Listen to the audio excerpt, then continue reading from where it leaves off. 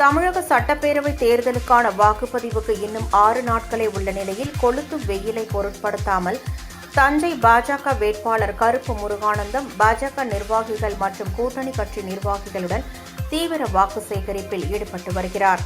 இந்நிலையில் தஞ்சை மேலவீதி, வடக்கு வீதி, ஸ்ரீனிவாசபுரம் மற்றும் அதனை சுற்றியுள்ள பகுதிகளில் பொதுமக்களை நேரில் சந்தித்து தாமரை சின்னத்திற்கு வாக்கு சேகரித்த கருப்பு முருகானந்தத்திற்கு என்டிஏ கூட்டணி கட்சி நிர்வாகிகள், தொண்டர்கள் உற்சாக வரவேற்பு அளித்தனர்.